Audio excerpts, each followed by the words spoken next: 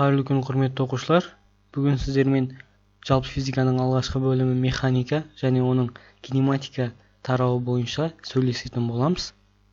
Денелердің қозғалысын физиканың негізгі бөлімі механика зерттейді.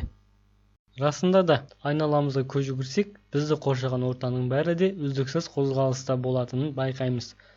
Қала мен ауыл көшелеріндегі адамдар, машиналардың қозғалысы, дала мен орман таулардағы жан-жануарлар, теңіздердегі балықтардың қозғалысы болатынын білеміз. Сондай-ақ үлкен алып планеталардың және де микробөлшектердің, атомдар мен молекулалардың үнемі қозғалыста болатынын білеміз.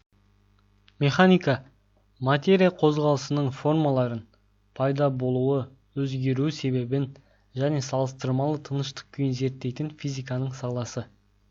Механиканың негізгі есебі дененің кез келген уақыт мезетінде кеңістіктегі орны мен жылдамдығын анықтау. Механикалық қозғалыс дененің басқа денелермен салыстырғанда уақыт өтуіне қарай кеңістікте орын ауыстыруын айтады. Механикалық қозғалысқа мысалдар келтіретін болсақ, қардың жаууы немесе ағаш бұтақтарының желдің әсерінен қозғалысы, ұшақтың қозғалысы барлығы механикалық қозғалысқа жатады.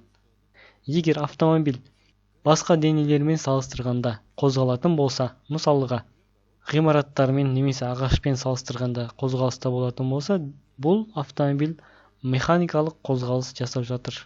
Шешілетін мәселелердің сипатына қарай механиканы кинематика және динамика деп екіге бөледі.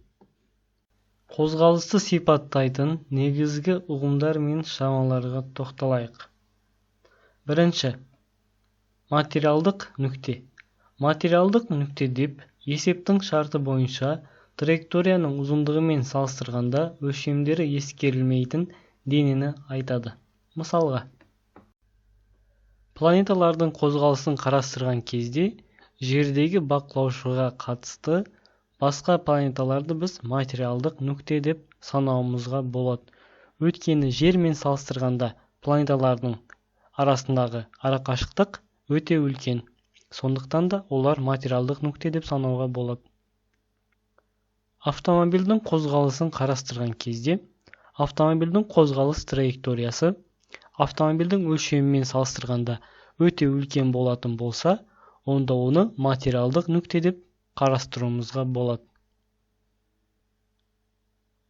Суретте автомобильдің қозғалыс траекториясы көрсетілген.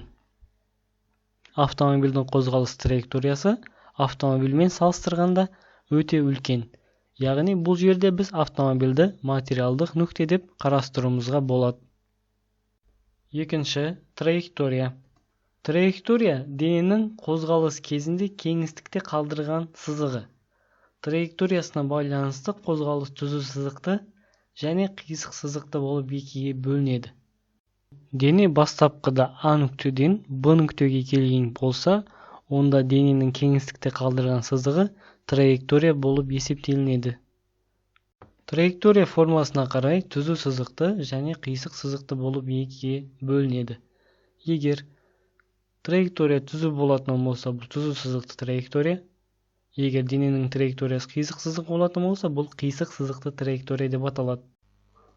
Жол дегеніміз траекторияның ұзындығы. Жолды S әріппен белгілейміз. Халықаралық бірліктер жүйесінде өлшем бірлігі метрмен анықталады. Жол скалярлық шама.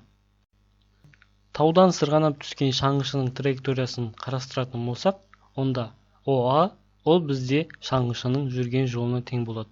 Яғни шаңғышының траекториясының ұзындығы бұл шаңғышының жүрген жолына тең. Яғни траекторияның ұзындығы жол деп аталады. Орын ауыстыру. Дененің бастапқы және соңғы нүктелерін қосатын бағытталған түзу сызық. Дене А нүктесіне Б нүктесіне қарай қозғалатын болсын. Бастапқы және соңғы нүктелерді қосатын түзу сызықты орын ауыстыру деп атаймыз.